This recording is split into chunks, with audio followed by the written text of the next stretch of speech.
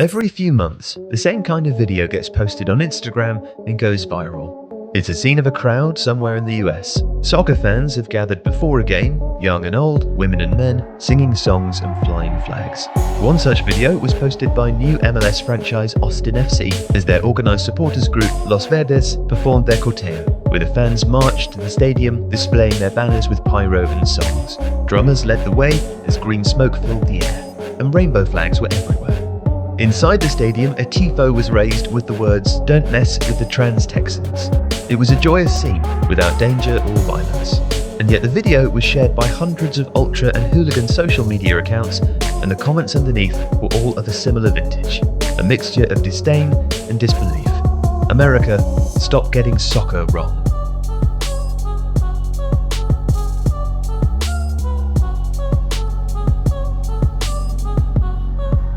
And sometimes the United States has got soccer wrong. Who can forget Derek Diablo Alvarez, the self-declared leader of the Miami Casuals, who, inspired by the film Green Street Hooligans, made it his life's work to transplant English casual culture to Florida, recording videos offering fights with hooligans from Millwall, Liverpool, Chelsea and Lincoln City. Or the time that fans of New York City FC and New York Red Bulls squared up before a game, throwing plastic chairs at each other whilst shouting "Who are ya?" in Mockney accents.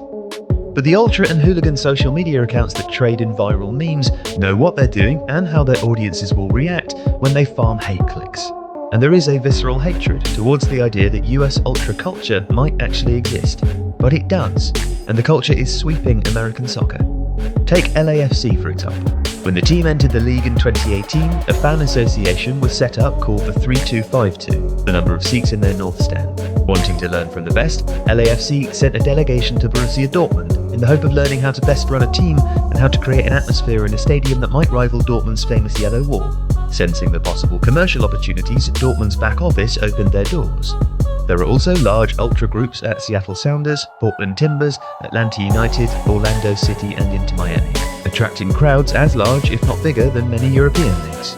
There is less anarchy than in the European ultra scene. Groups have to abide by strict league rules when they enter a stadium. Pyro inside a stadium, for example, is a big no-no, and only league-approved pyro can be used under strict conditions. And no political banners are allowed. When MLS's fan code of conduct was introduced in 2019, Portland Timbers fans were banned from flying an iron front flag, a German anti-Nazi flag from the 1930s, because of its political nature. Former NBA legend Kareem Abdul-Jabbar led the outcry. Curtailing the free speech of athletes or fans is not consistent with our vision of sports or our vision of democracy, he wrote, and the league dropped the ban. Toronto FC's Ultras group, the Inebrieti, were banned from the stadium in 2018 for one pyro display.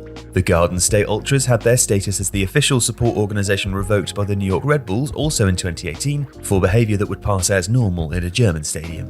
Quote, "We understand the regulations concerning flares and smoke bombs," the Garden State Ultras said in a statement posted on Facebook, "and we look forward to Red Bull using the footage in more of their promo videos."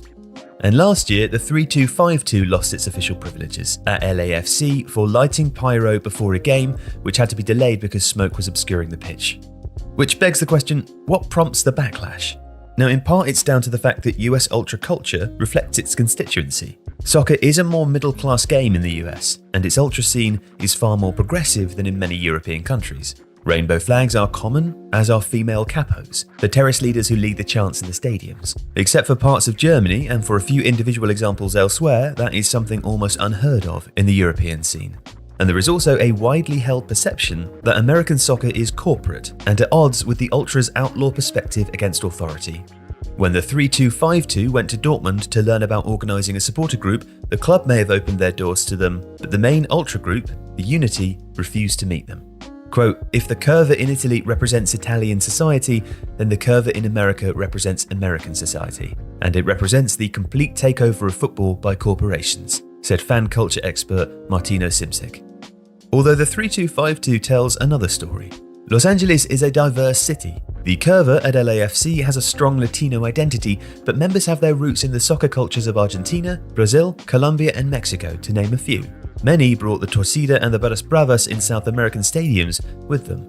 And Instagram accounts, like Ultras Barras USA, highlights just how widespread the culture is, often featuring large organised supporters groups not just from MLS, but lower down the leagues, all the way down to the fourth tier of the United Premier Soccer League.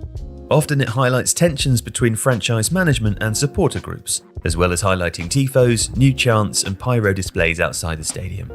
You see, American soccer has tolerated and allowed the growth of fan culture to a limited extent because it needs it to grow the product.